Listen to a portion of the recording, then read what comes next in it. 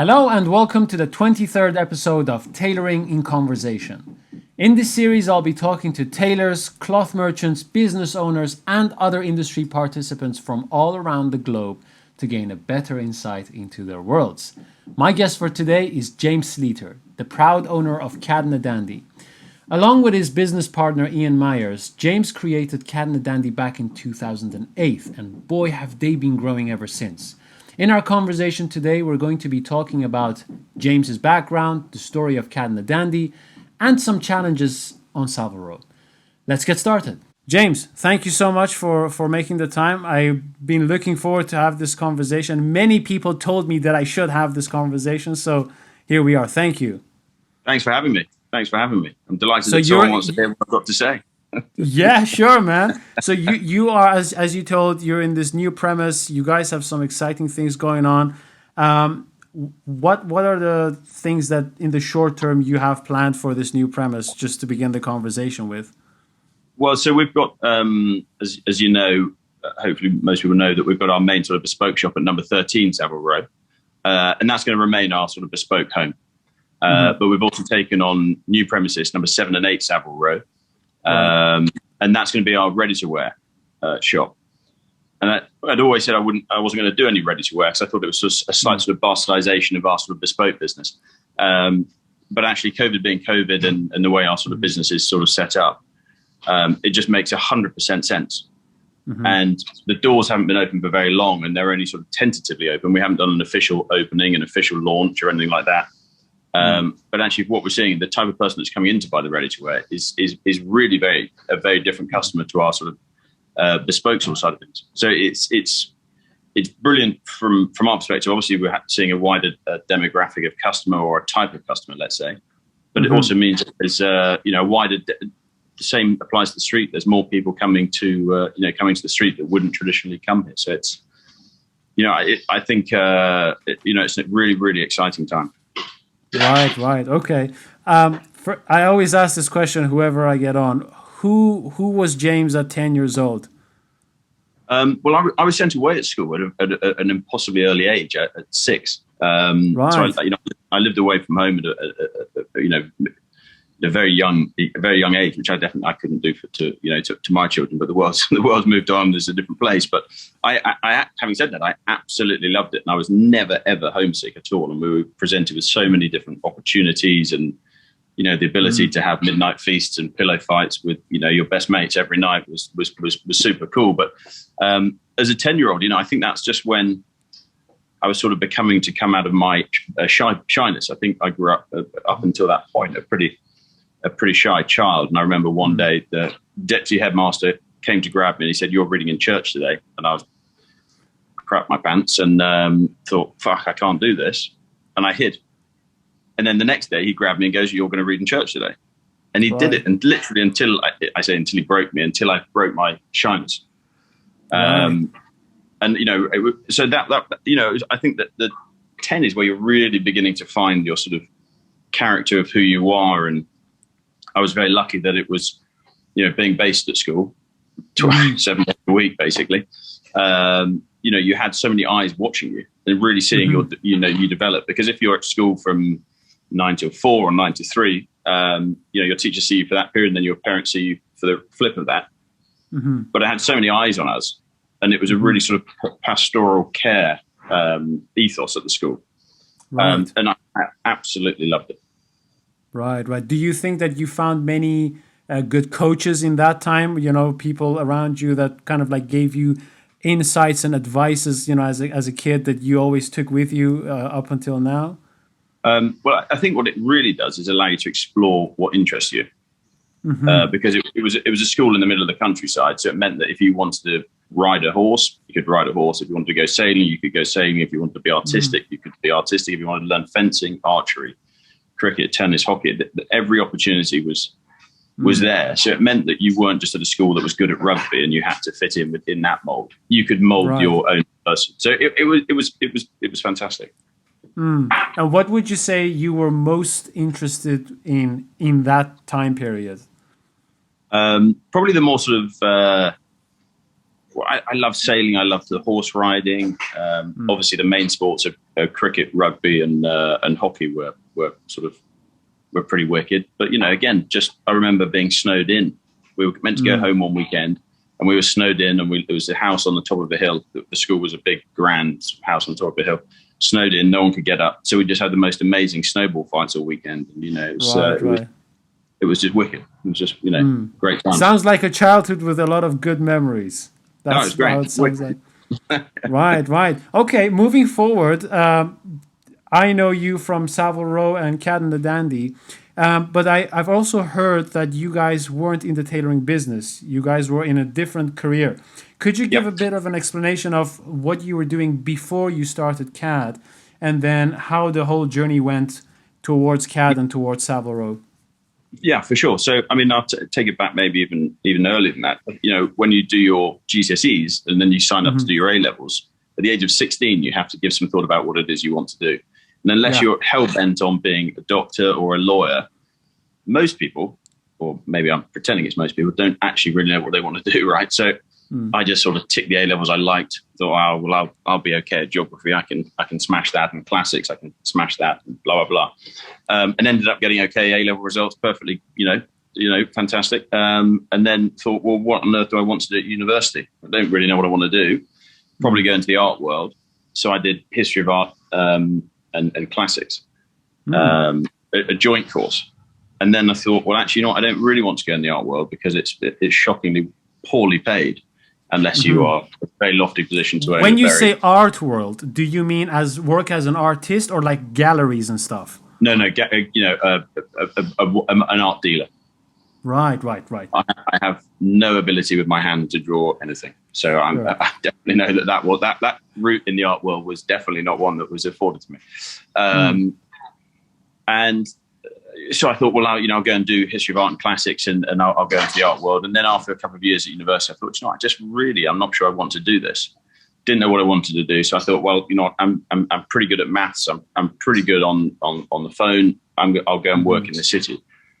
So I got a job working in finance as a trader before I'd even graduated. I didn't even bother going to my graduation because I was already in the sort of adult world of working.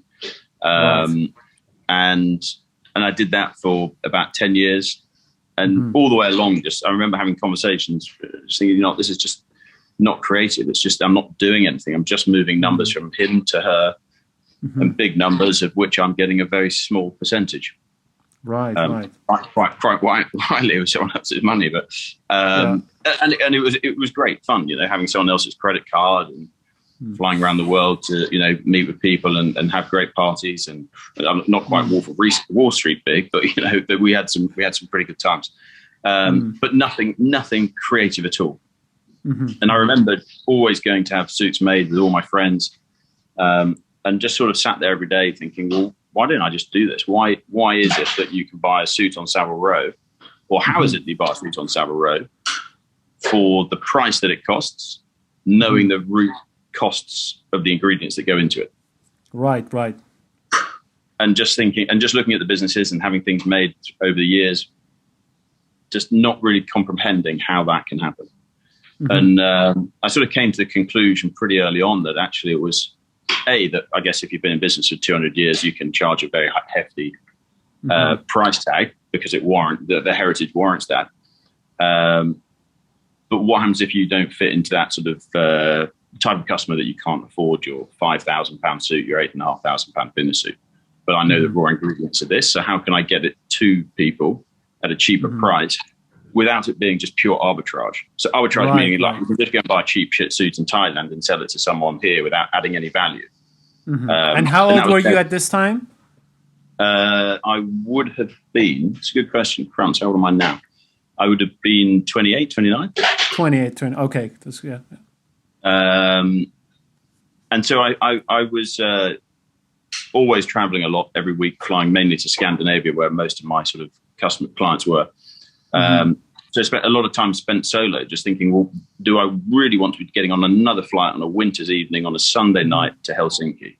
No, I don't. So and just sort of formulating a plan in my mind. And so I was given the contact details of someone else at the sort of similar sort of age and stage as me, wanting to set up a tailoring business, which was Ian Myers, my business partner. And I thought to myself, well, it is a winter's night in Helsinki. There is no daylight for love nor money, and I can't bear the idea of another hamburger in my hotel room solo. So I'm just going to call this guy and see what he says, and I'll just take all of his ideas, and it will move me further along in my journey. Right.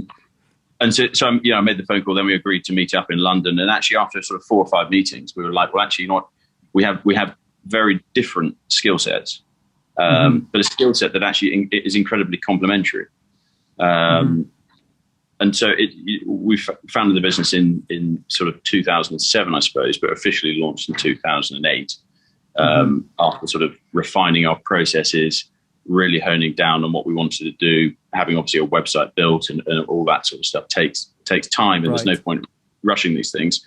And it's been a roller coaster ride ever since. And lucky to say that I've got a business partner who is as hardworking as I am. And to this day, I think the biggest argument we've ever had was about whether we should put a water cooler in our first shop. I was absolutely adamant that we were definitely not putting a water cooler in the shop because it would just make it look like Quick Fit.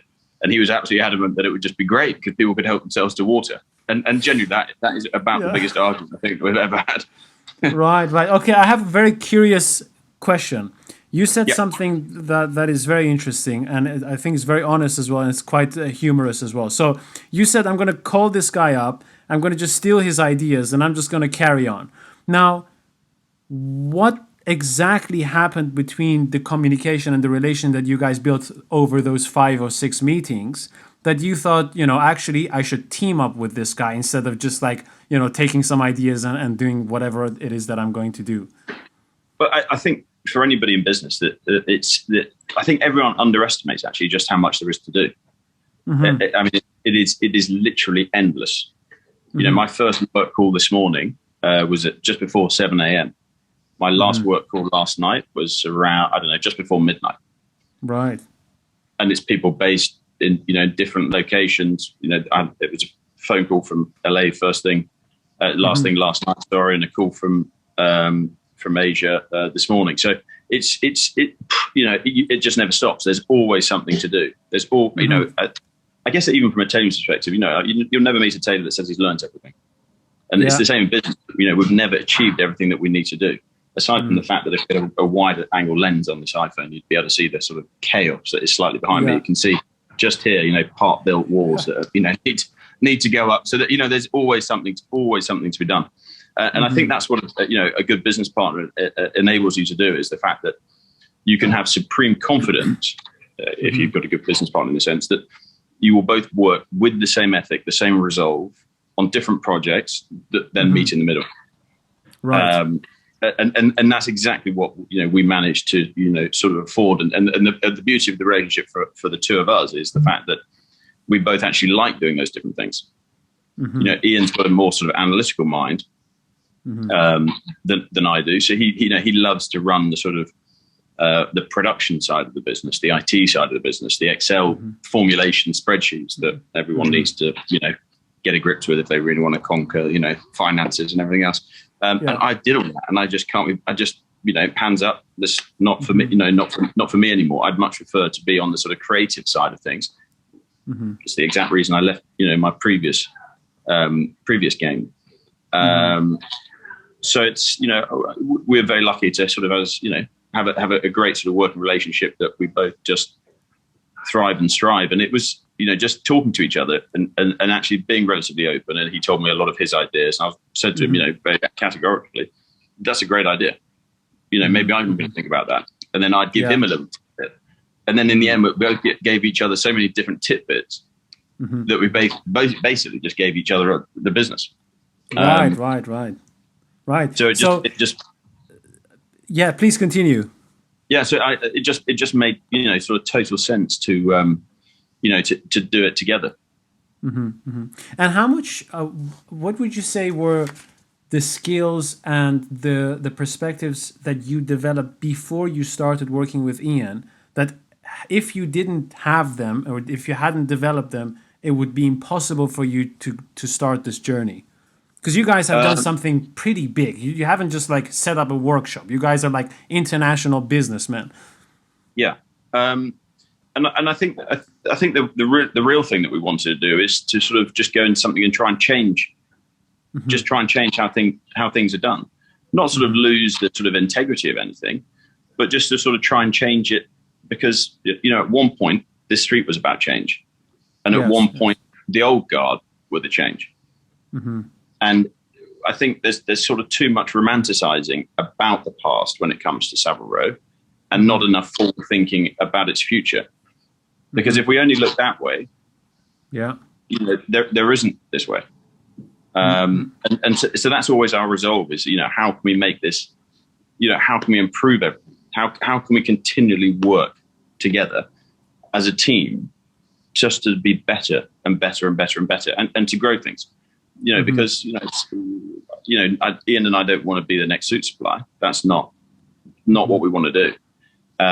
But neither do we want to be that sort of one-man craftsman in a room by ourselves. There's at some point there's got to be a sort of cap on what we do without losing our sort of direct involvement in the business. And we're not interested in selling out to VC and all that sort of stuff. We're very much hands-on in the business, and we're here in it every single day doing exactly the same jobs we did from day one. And if you would say, when we started out, this was phase one, this was phase two, this was phase three, how would you describe this different stages that you guys had to kind of like literally step by step go through to get the first CAD shop running? Because you guys aren't tailors, so you have to work with tailors, and then it's like, okay, how can we find the good tailors and how can we find the good manufacturers and all of that? So could you explain a little bit in what stages you guys moved, forward? Actually, when we looked at the business and where we are today, they are pretty different beasts, actually. I guess from when you set up a business, the first thing you need to do is make sure that you've got customers coming through. And actually winning your first round of customers is pretty easy. You can get those with, when you're new, you can always get lots of articles written about you, the new thing and blah, blah, blah. And we were very, very lucky that we had lots of that. And so, I think month one, we probably sold about 10 suits. And month three, we sold 90 suits. And then month four, we went back to selling 10. And that's the problem that a lot of tailors fall into, is the sort of cyclical nature of tailoring. And then obviously tie that in or compound the problem with things like a VAT bill for the same month that you haven't got lots of customers coming in. And so it's looking at those things to sort of try and steady the ship, to mean that you never have these sort of huge peaks and troughs in either income or outgoings. Because it's a balanced ship that floats. Right. And would you say that you guys worked out the bigger picture as you developed the smaller steps, or did you already have one set picture and everything was kind of like step by step ticking off? No, exactly. I remember, we were quite clear that we didn't want to go too high on our pricing, early on. Because we wanted to try and attract lots of customers, but obviously knowing that there was a sort of critical mass that the business needed to get to actually make it sustainable. If we don't sell enough suits, we're not in business. But that's the same of any sort of tailoring company out there. But we just work from the sort of get-go to sort of try and even the ship, and that's partly why we've opened this ready-to-wear shop, because I run a pretty different business to all the other tailors on the street, in the sense that we don't have piece workers, we don't use out workers, and the rest of the street is almost totally reliant on it. And so it means that we have the same amount of hands each month to keep busy. And so then responsibility comes from the marketing sort of side of things, or the customer liaison sort of side, proactively calling back in customers and trying to attract new customers to make sure all the hands are there and not just a pure liability for the business from a financial perspective, but that we use it as an absolute asset that we can all sort of grow the business together. Right. That makes sense. I guess as you're describing it, you guys seem to be very flexible, at the same time strategic in what the choices you make, because you're creative, you come up with new ideas as you go along, and then you have Yeah. your partner Ian, who's kind of like making sure that things can be put in context and developed further, so they're not just like floating ideas. Yeah. You've been on Savile Row for how many years now? 2008, 2010, I think we started sharing a shop with Chilborough Morgan. Right. And that was great. And initially we just said, well, look, can we just use it Saturdays? And then we said, well, actually, can we use it Wednesdays and Saturdays? And then it got to the point where we were, using it 6 days a week and making a pretty sizable contribution to the total amount of the rent. And then one day Ian saw someone walking down carrying some boxes and just went up to them and said, are you moving out? And they went, yeah, there we are. So Ian very quickly grabbed the details of the company that were moving out, and we entered into a bit of a bidding war to take on the premises. And I love our bespoke shop at 13. It's incredibly nice, having all the light and all the air and a very long shop. Well, you know what it's like at Chilborough and Morgan. A lot of these shops have, the sole source of air is the front door. Yes. And the back on a hot day, it can get pretty feisty. And luckily we've got windows and doors and things all the way through. So it's a really nice, light working environment, and obviously very welcoming, I think, for customers. Once you're brave enough to walk up the first flight of stairs. Yeah. So 2010. That's a good amount of time. Now I think you guys are pretty much outsiders to this industry in a good sense that you don't have the attachments that other tailors may have, because you literally have to kind of like create your own future, and you haven't inherited like a shop or a name. Yeah. James, what would you say, to your experience, the things that you've observed in the last, let's say, 10 years, 15 years, whatever? What do you think that are some of the biggest challenges for a place like Savile Row? And what blind spots do you think some of the existing companies could have that they may not be aware of?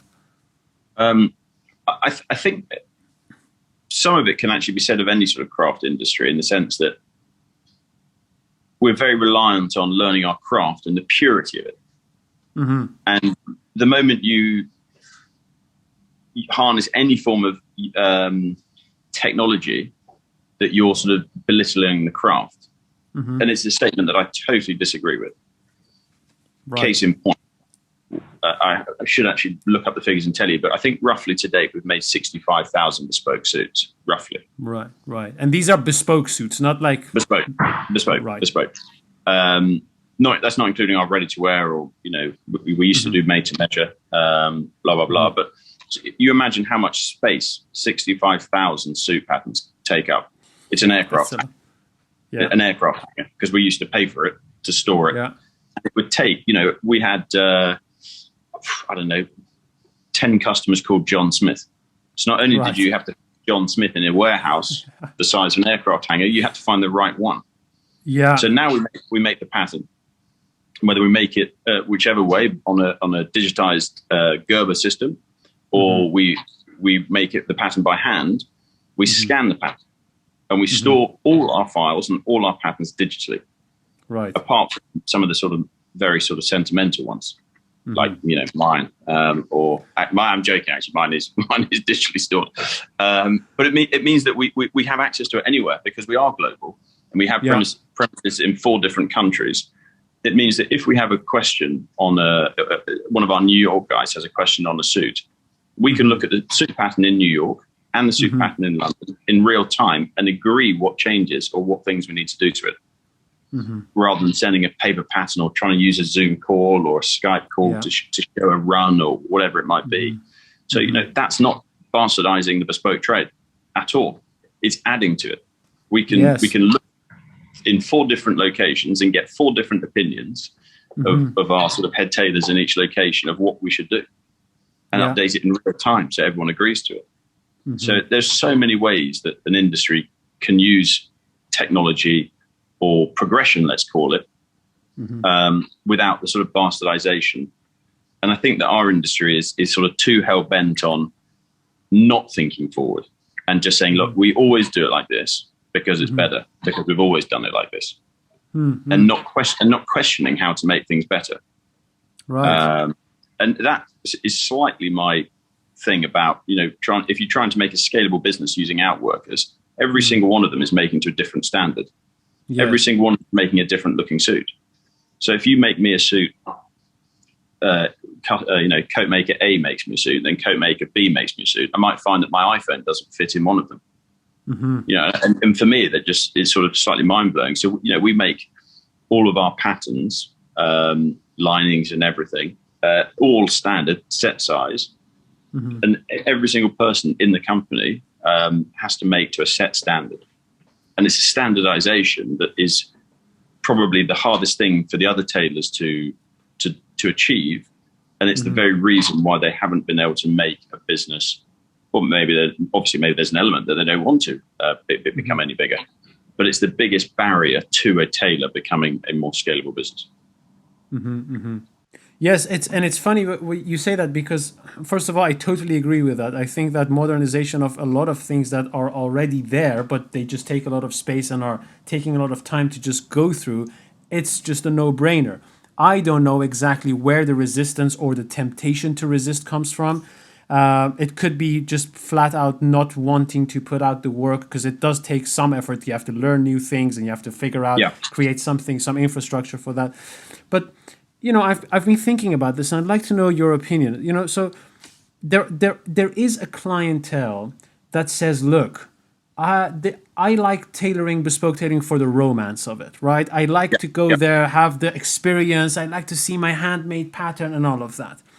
Then there is the other type of client that says, look, I don't actually really care about how the thing is done, as long as I have just a nice suit that I could wear and like a good experience along the way. How much do you think that clients influence the mentality of the tailors? Because tailors, I can assume that some tailors are thinking like, oh, if we change this and we modernize this, then maybe the romantic client doesn't come back, we lose our face and this and that. How much of it do you think is down to the tailor kind of like telling the client what's up, or how much of it is the client telling the tailor like, hey, maybe you could do this and that, I think there's an element of it, some of it being customer driven. I don't think a lot of it, but I think some of it is customer driven. But I think a lot of it is, we're a craft-based industry. I remember reading an article. I'm not going to tell you which tailor it was, but I think it was in 2014 or 2016. There was an article in the Times saying Savile Row is moving forward. It's brilliant. And it wasn't a sort of an ironic sort of piece or anything. It just said, Savile Row is moving forward. It's begun emailing its customers, led by this tailor. And I just look at it and think, well, name another leading industry, a global leading industry, that could have survived to this day not doing emails to its customers. It's slightly mind blowing that things don't move forward, and a lot of it is, I think it has to be slight resistance or lack of knowledge from some of a lot of companies, in the sense that, if you do digitally store a pattern like we do, as I say, drafted by hand, whatever you want to do, we then digitally store it. But to have that Gerber key, I think is £8,000 a year. To have the scanner is about £8,000 a year. And then to have someone else that knows how to use it is a salary. So sometimes harnessing that technology costs quite considerably. Whereas obviously, if you just do it the traditional way and you hang the paper back up, it's not costing you anything. But looking at it from a position of growth and how long it was taking us to find patterns, even though they're alphabetically ordered and everything, once you get to having made so many suits, no matter what you do, if it's just stored the traditional way, you will never ever, find it in a timely manner that makes sense not to use those sort of pieces of sort of tech to add on, to the business. So it sounds as if you're describing that more as a practical problem, short-term thinking, and a little bit of a hassle that one has to go through to eventually make the investments, because they are costly eventually, and short-term they can really hurt a company that isn't maybe making a lot more than it can kind of like afford. Is that roughly Yeah, the yeah, case? exactly. But it's a bit, a bit like this. Where's this buttonhole machine here, right? Yeah. Lots of tailors would turn their nose up at having a buttonhole machine on site. But Yeah. if we get an alteration, this is actually a shirt buttonhole machine. Right. If we get an alteration on site, because we do customers alterations for garments we haven't made, right? And we need to put a machine buttonhole in. The traditional tailors would run into Soho and get it done. Yes. That's £8 a buttonhole and an hour worth of wasted time. Yeah. But once you start seeing lots of customers, it makes sense just to buy the machine for £4,000. And so there are lots of things that once you get big enough, it makes sense to do this. But once you've got that in your shop, people say, but they use a buttonhole machine. Well, it's a handmade buttonhole wherever we are, you know. Yeah. But we have the tech in support to us to make our lives easier as and when we need it and as when the customer requires it. Yeah. Well, you're strengthening your company's position and the skills that you can have within the company, I guess. Exactly. Bear with me just 2 seconds. Do you have a plug for that? Can you find me all upstairs? Just my battery's about to die, so I need to plug this in. Yeah, so we've got technology, but not the. Yeah, we've just acquired these 2 plants and these 2 machines. Batteries running out. No, that's interesting. That's very fine. Yeah. How would what's your thought? What's your thought on the technology sort of side of things from? Thanks, John. From companies and their sort of desire to sort of use it or not use it. I've been thinking about this, and there are so many aspects that I haven't thought about yet, but I try to kind of like make like a blow up image in my mind, see what elements are kind of like involved, and I think part of it is just literally the age of the owners of most companies. And when you get to like an older age and you're kind of like bombarded with new technology, you can't be bothered to just say, hey, I'm gonna in my 60s or 70s invest like 2 years to just learn how someone with Gerber would function within my company. It's just too much hassle, you know? So I think part of it is that. I think part of it is that obviously everyone on Savile Row used to have in their younger ages like a glorified time period, like when they were the new kids on the block. And I think that stayed with a lot of them in a way that it feels as if they are still the new kids on the block. And it's not a bad thing because eventually they are what we as the new generation inherit, and they are like our tradition. I think where it kind of like goes wrong is where trust, and I guess this is basically how just the structure of the companies. It's very difficult to build trust in a way that an idea that your tailor may have actually travels through the basement up to the work floors upstairs, and then also lands with the owner that says, that's a new interesting venture. Maybe we should go into that direction. Yeah. So I think part of it is like age. Part of it is there is a weird infrastructure of communication within the companies that doesn't allow the janitor who's observed something to improve the smallest thing ever in the company and then spread that across the company. And I also think it's because things are so expensive in that street and it's so costly, you can't maneuver really around things that cost just a little bit more than the things that you already are doing. So I think those are some of the things that I've been observing so far. And I also think that there isn't enough trust within apprentices coming into the shops actually being invested in a way that the company says, look, we know that you or some of you may eventually leave, but we are willing to invest the time in you so that if you did like this company, you can stay and actually try as a company to make them stay. But because there isn't a lot of effort to make them stay, naturally they leave. And then when they leave, it's like, you see, we were right. They all leave, So I think part of it is a little bit of that. And I definitely communication is. I think definitely there's a huge part of communication within the tailoring fraternity is also what's missing. Actually, how many times have you heard that tailors can't cut sleeves? The cutter can't cut sleeves. and the coat maker has to do it. And you're like, hold on, this head cutter, and he can't cut a sleeve that fits into a body. Like for me, it's mind blowing that someone could have been in their career for 30 years, regarded as the best guy, but can't cut a sleeve. Like, but it's not necessarily the cutter's fault, right?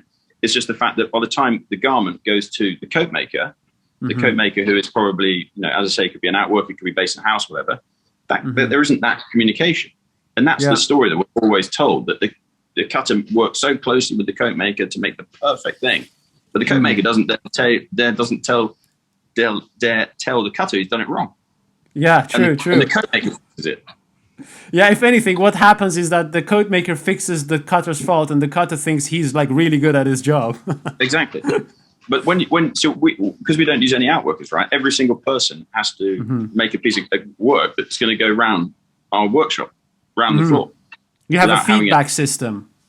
So we run a sectionalized system.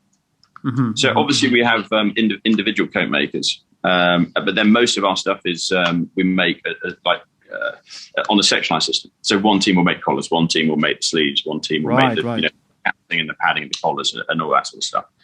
And that's I think personally, and I'm happy for anyone to sort of disagree with me, is the best way of getting the most amount of consistency. And is the best way of training people quickly on all the different sort of functions, because it's repetition that's important.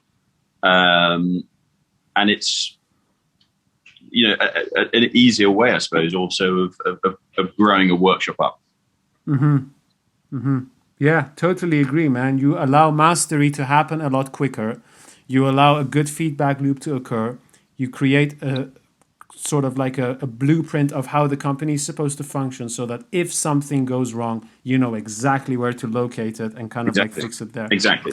And we track every process of every garment we make. So I can track who made the sleeve for this in real time. So I can see if it's taken too long, why it's taken too long. Has there been a query, a question on it, a problem on it? And all those little things, it just doesn't take any longer, but it just tells us, the entire company, in real time, where every single garment is in its production cycle. Yes. So here's a question regarding this whole approach to a systematic way of running this company. Clearly, when tailors are being trained up, they are just trained to learn the technical tailoring craft things. They're not really trained to run or set up or expand a tailoring company, right? Maybe they pick up some things to run a tailoring workshop, but a company, is very different. Do you think that with the approach that you guys are having, one is required to introduce a new way of educating and training up tailors, so that they're not just restricted to knowing how to make sleeves, collars, jackets, trousers, or whatsoever? I think everybody has to learn all of the different facets of it. I would say that we probably make 75% of our garments using a pocket machine. Right. It's laser guided on a suction board. It's exactly the same sewing machine as everybody else uses, but it has 2 needles and it's laser guided and sews through. Yeah. But if and when that machine goes down, we can't just stop work, right? So everybody still has to know the function of how to make the pocket. And so, as I say, you have to have a fail-safe in place. What happens if our printer goes down and we can't print out a customer's pattern? What is our plan B, or what's our sort of standard plan B when we've got an urgent order and it's a cloth from Italy and it's in August and we can't get the cloth for 4 weeks? We have to have all these sort of different systems in place that don't mean that we fall flat on our arse, basically. How about management? Do you guys choose your managers based on also their practical and like sartorial know-how, or do you focus more on who can just understand the system better than anyone else? No, I think it has to be. Well, obviously, there's a team manager within each of those. There's a head collar guy, a head sleeve guy, blah blah blah. So that's obviously by default that's like an ability-led skill or an ability-led function. But if we were sort of Abercrombie and Fitch, would make the best looking manager, the best looking person, the manager of the shop, right? But it's not. It's not always the way it's done. It's got to be the right person, the right function, at the right time, and it's. So knowing our system is really easy to use, by the way. It's not difficult. That honestly, someone who had never used a computer before, well, like Stephen, when he joined us, he was head cutter at Norton's, and he's worked at Anderson and Shepherd, and he's worked as a cutter at Huntsman, but never used a computer at work. But he uses it brilliantly, and every single fitting, he puts everything on the computer, so the notes are stored digitally for us all to see. And so we're not reliant on using scrawls of paper and missed bits of information or whatever. It's just all there, stored, saved. The customer can refer to it. Or if Stephen was hit by a bus or whatever, and that garment's still in that process of being made, every single person in our company can look up exactly what Stephen did then. Right. Let's hope he doesn't get hit by a bus. No, no. Okay, so I'd like to know a few things. The first thing is, what sort of a vision do you guys have moving forward for CAD? And this is so. Hold on. Let me just say something as well. If I bring out all the memories that I have from conversations where CAD and Dandy was mentioned, I got 80% hateful things jumping out of people, really emotionally charged, like, what the fuck are you guys, these guys are bastardizing Saudi, and like 20% of people would be like, these guys know exactly what they're doing. So I don't know what those things, those negative opinions are based on. I can guess. I could probably have an idea of why, but what should the average person expect from CAD and the Dandy on Savile Row? What do you guys stand for? Like, what's up? Yeah. Well, there's always going to be that negativity if you try and challenge the status quo. Yeah. The reason why, not even the reason why there's negativity, but just to sort of emphasize the sort of bizarreness of it. After 2 years, I petitioned the Savile Row Bespoke Association to open a coffee shop on the street using one of the empty shops. I said, come on, guys, why don't we do this as a collaborative thing? All the houses can use it. We all like a coffee. There's an empty shop. It looks shit. Why don't we do it? Nothing. No progress, nothing at all. So in lockdown one, I spoke to the landlord and said, look, when we reopen, the key thing for all of our business is going to be footfall. And Savile Row has no footfall. Right. Can you give me a unit of which I'll pay you a notional rent on, and I will do the coffee shop, and I will bring people to the street. And so I put my money where my mouth is, and I could have called it the CAD and the Dandy Cafe Shop, whatever. I didn't. I called it the Service. Yeah. And the first thing I did, I hosted an exhibition to all the other tailors on the street. Put your work in here, and we'll put a big plaque, and I paid for all of that. Not one other tailor would have organised that for any other tailor on Savile Row. 4 of the big houses wrote a letter of complaint to the landlord saying that a coffee shop would attract the wrong type of person. So we can deep dive and analyze what the wrong type of person is. Yeah. But you know what? Coffee is one of life's great levelers that you and I both drink it. Yeah. And your budget might be £5 for a coffee and mine's £3. But you know what? We're still in the same ballpark. It's not a bottle of Petrus where, it's way above my budget, but it's your sort of daily drinking, right? This is a function just to get people on the street. And not one of the old school owners will go into that coffee shop and buy a coffee because they think they're putting £1 in my pocket. And you know what? To this day, I think it's probably made about £800. And I continually host events in there to the rest of the street. So if you go in there at the moment, there's the exhibition for the Savile Row Concourse. So all the tailors that have worked with car companies in the past have their garments in there, displaying their work with their plaque and their name on it. But they all hate CAD. So as I say, it can, I don't want to be bitter about it. It's just one of those things that, if you challenge the status quo and you do something a bit different, and it's, we make all of our suits overseas. Well, that's a load of bollocks. I probably make more suits on Savile Row than any other tailor on Savile Row. I make for 2 other companies on Savile Row. And you'll get a ranking of tailors, like who makes the best suits. Oh, no, they make much better suits than CAD. I make the suits for them. Right, right. Isn't that interesting? We make currently for just under 50 other tailors on a B2B business. We make for tailors in Paris, obviously our company in Sweden, but also a lot of tailors in America, a couple of tailors in Italy, and they're all handmade bespoke suits.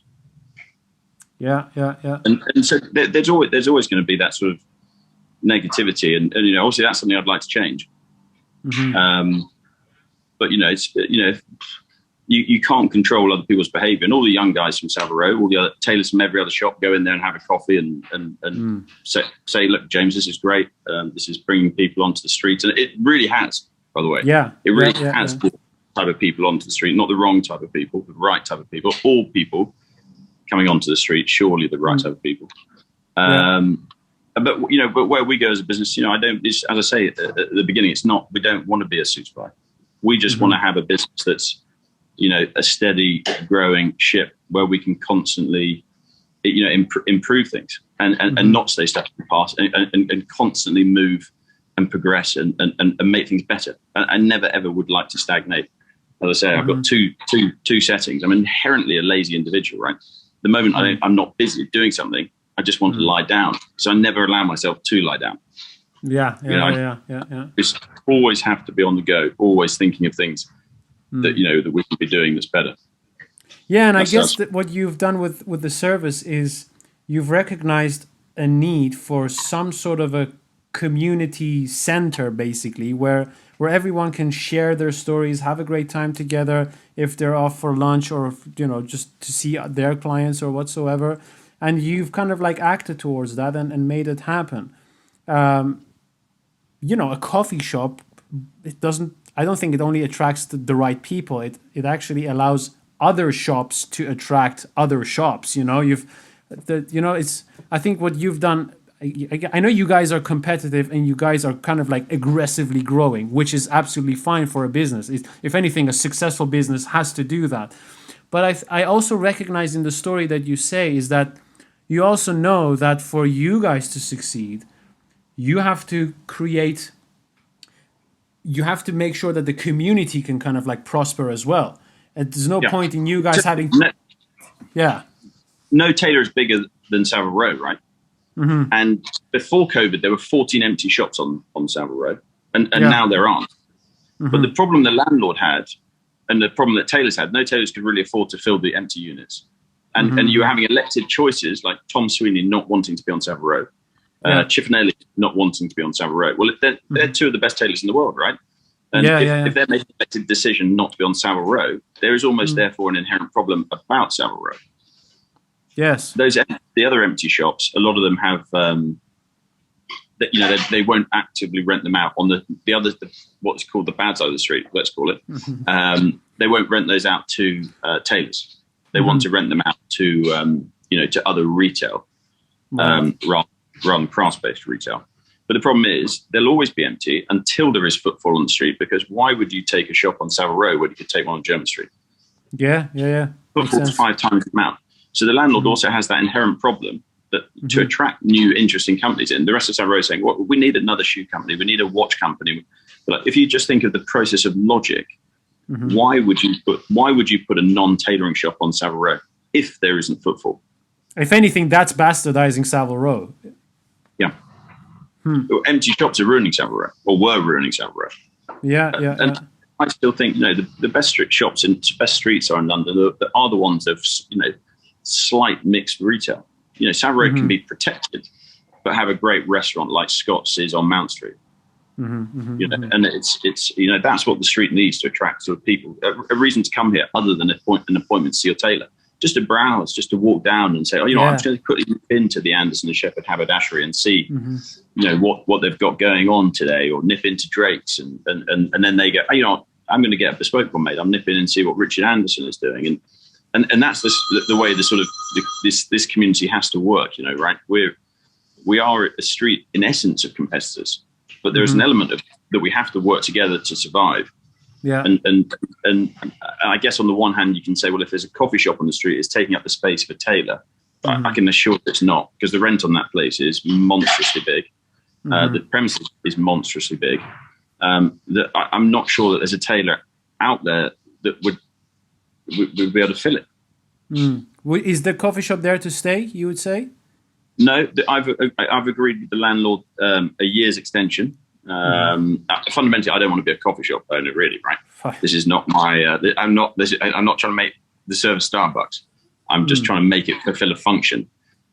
So I've agreed to do it for 1 more year, but I also have an agreement with the landlord that if they rent it out to someone else, I'm happy to move on at any point. Right. Because as I say, my thing is, I really, and it sounds like a lie, but it's not. The street has to survive. The street has to thrive, and the street is bigger than us.